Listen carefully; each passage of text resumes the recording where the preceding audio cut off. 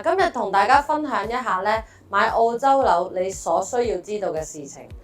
買澳洲樓咧，其實同買英國樓、買泰國樓、買越南樓就好唔同嘅。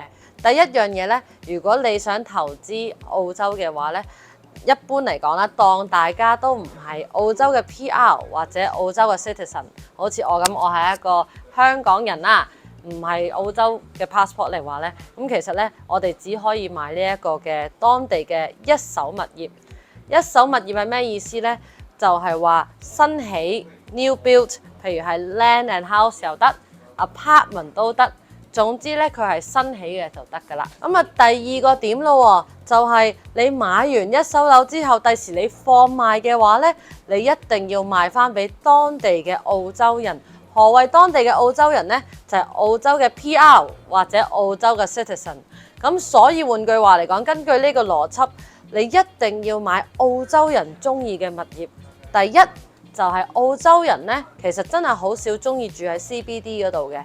一般嚟講呢，住喺 CBD 或者佢哋叫做 city 啦，佢哋會覺得咧喺度返工，哇又住埋喺度嘅話咧，其實係真係好 boring， 好無聊啊！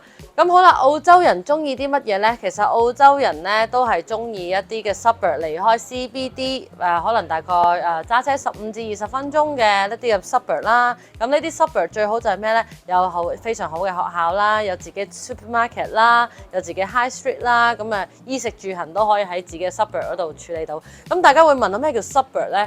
其實係當地一個用詞嚟嘅，就係一個好似銅鑼灣區、灣仔區咁樣，佢哋都有分唔同嘅區域嘅。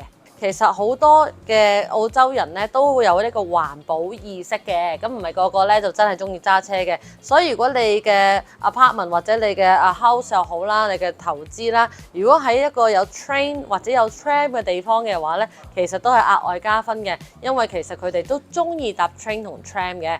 交通出入方便嘅話咧，自然你嘅投資咧就會升值㗎啦，嗰個 area 嘅物業。跟住咧，大家都需要知道啦，呢個海外人士嘅印花稅。你知道啦，澳洲都有好多唔同嘅省啦。印花稅嚟講咧，每一個state government 咧都唔同嘅。打個比喻啦，好似 Melbourne 係維省啦。維省嘅海外人士印花稅咧就係7%嘅。所以大家都需要注意啦。如果你話我要買 Brisbane， 我要買 Melbourne， 買 Perth 或者 Sydney， 其實佢哋全部都唔同嘅省份嚟嘅，所以咧買樓嘅時候必須要知道啦。海外人士買樓記得要申請呢個叫做 FIRB 嘅嘢啦。咩叫 FIRB 咧？其實都係純粹咧向政府申報翻你係一個海外人士喺澳洲呢度咧就要買樓啦咁樣樣。基本上咧好簡單嘅啫，攞錢可以解決到嘅問題。而邊個去幫你做呢樣嘢呢？就係幫你簽合約買樓嗰個律師呢，其實就會順便幫你申請埋噶啦。至於 FIRB 嘅 rate 呢，其實佢都有分100萬澳紙以上同埋100萬澳紙以下嘅，所以買樓嘅時候要搞清楚啦。澳洲買樓呢，仲有一個好處，其實呢，永遠澳洲呢都只會問你攞10% 嘅首期嘅。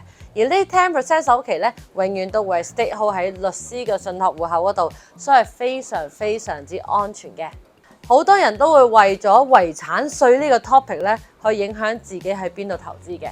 我依家想話俾你哋聽啦，澳洲係冇遺產稅呢樣嘢嘅，所以如果你擔心呢個問題嘅話咧，歡迎嚟投資澳洲啦。天著經緯線，掌握第一手樓市資訊，記住 like、comment、share 同埋 subscribe 我哋嘅 channel 啦。